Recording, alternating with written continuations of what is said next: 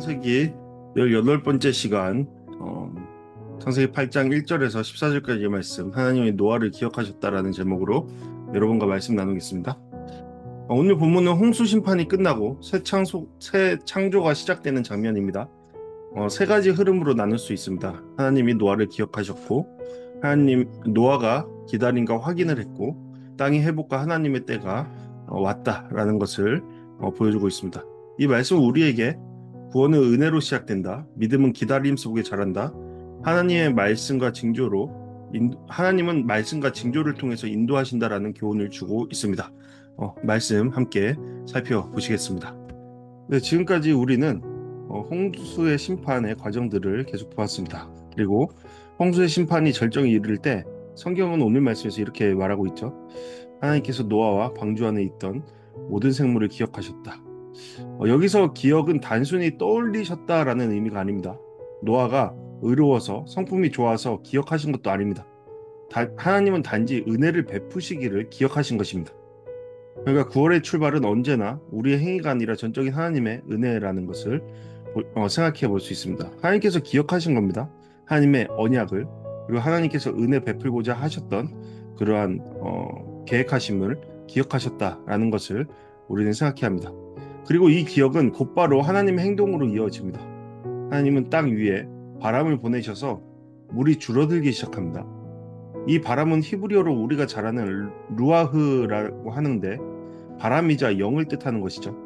하나님께서는 창세기 1장에서 하나님의 영이 혼돈의 물 위에 운행하시는 장면을 하나님께서 보여주셨죠. 말씀을 통해서요. 그것을 떠올리면 이해가 될 것입니다. 그때처럼 이제 심판의 물이 물러가게 하시고 새로운 창조를 준비하시는 겁니다. 무엇을 통해서요? 하나님의 르아흐를 통해서요. 결국 물은 제자리로 돌아가고 방주는 아라랏의 산들 위에 멈춥니다.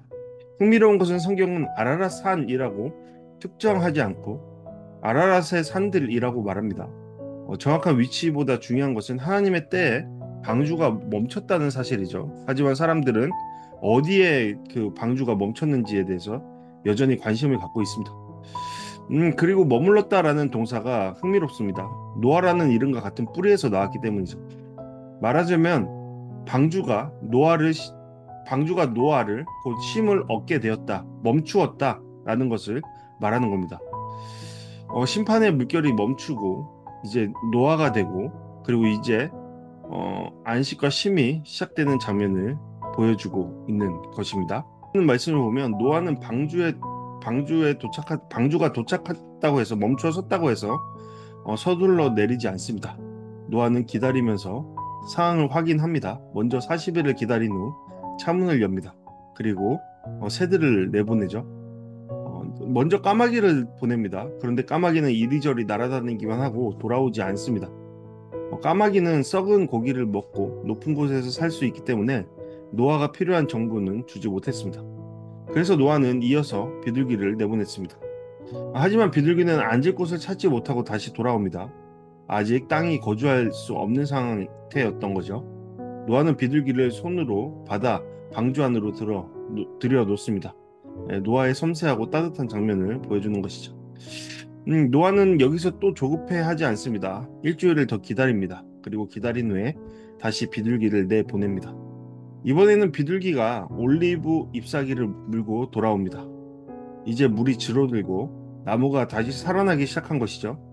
회복의 징조가 비둘기를 통해서 나타나 보인 것입니다.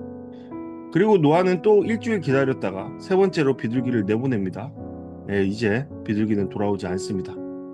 비둘기 자신이 땅에 살아갈 수 있는 상태가 되어서 그것의 보금자리를 마련했던 것입니다. 여기에서 중요한 사실 하나, 지금까지는 하나님께서 노아에게 직접적으로 계속해서 말씀해 주셨습니다. 그러나 방주에 들어간 이후로 하나님은 침묵하셨습니다. 그리고 다시 말씀하시는 것은 8장 15절 이후입니다. 그동안 노아는 하나님의 말씀이 아니라 피조물의 신호를 통해 상황을 확인해야 했습니다. 앞서 보낸 까마귀와 비둘기가 바로 그러한 한 예죠. 하나님은 말씀으로도 일하시지만 피조물과 현실의 작은 변화를 통해서 우리에게 길을 보여주신다라는 것을 우리는 확인할 수 있죠. 그래서 우리는 어떻게 해야 할까요? 하나님의 말씀을 통해서 하나님의 말씀을 듣지만 동시에 우리의 상황의 주변의 변화와 흐름을 통해서 그리고 그것을 감지하게 하시고 분별케 하시는 성령을 통해서 그것을 올바로 알아가고 깨달아가는 우리의 삶의 모습들이 있어야 할 것입니다. 근데 이제 601년 첫째 달 새해 첫날 노아가 방주의 덮개를 열어봅니다. 그러니 땅이 말라 있었습니다. 하지만 노아는 바로 내리지 않았습니다. 왜냐하면 겉보기에는 마른 것 같아도 실제로 사람이 살기에는 아직 이른 상태일 수 있었기 때문이죠. 그래서 그는 또 기다립니다. 결국 둘째 달 27일이 되어서야 땅이 완전히 말랐다라는 것을 확인하게 됩니다. 여기서 우리가 보는 것은 노아는 끝까지 하나님의 명령을 기다렸다라는 것이죠.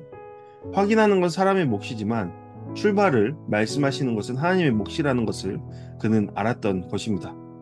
네, 오늘 말씀을 정리하면 이렇습니다. 첫째, 우리의 구원은 하나님의 은혜의 기억에서 시작된다라는 것이죠. 내가 잘해서가 아니라 하나님의 전적인 은혜를 베푸시기를 작정하셨기 때문에 하나님의 전적인 은혜를 통해 우리가 살아난다라는 것입니다.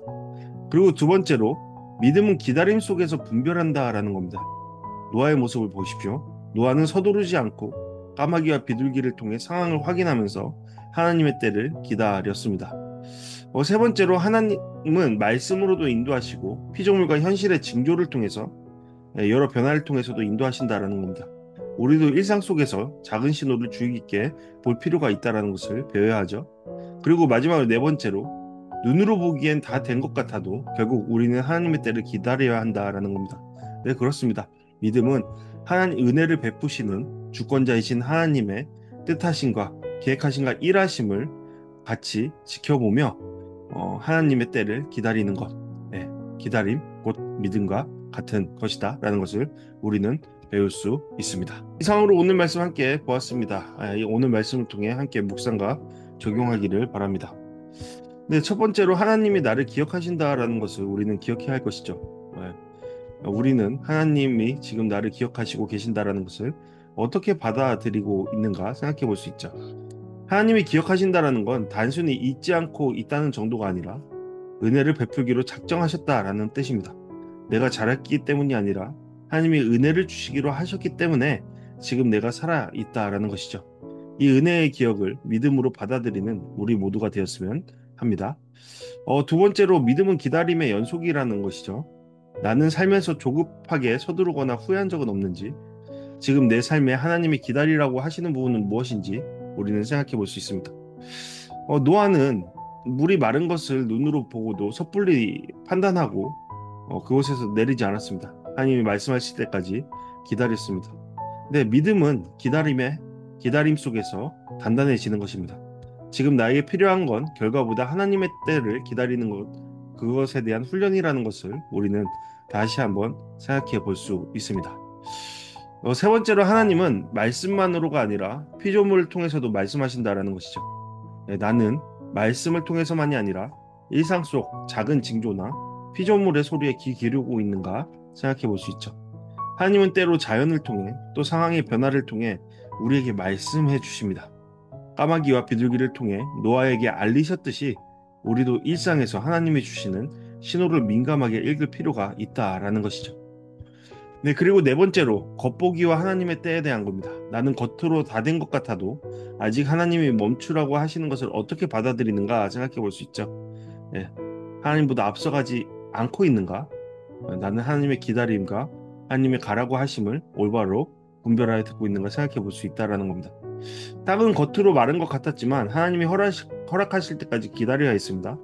우리의 인생에도 겉으로는 기회 같고 상황이 괜찮아 보여도 하나님이 허락하시지 않으면 나아가서는 안 되는 것이죠. 진짜 안전한 때는 하나님의 말씀 속에 있는 것입니다. 그것을 우리는 오늘 말씀을 통해 기억해야 하고 나의 삶을 다시금 이 말씀 속에서 되돌아봐야 할 것입니다. 같이 오늘 말씀을 통해 함께 기도하기 원합니다. 첫 번째 기도 제목입니다. 나를 위한 기도. 주님, 저를 기억하시고 은혜를 베푸신 하나님을 찬양할 수 있도록 하시옵소서. 조급히 서두르지 않고 하나님의 때를 기다릴 줄 아는 믿음을 갖게 하소서. 눈에 보이는 상황이 아니라 하나님이 주시는 신호와 말씀에 귀 기울이며 살아가게 하소서. 함께 기도하길 바랍니다.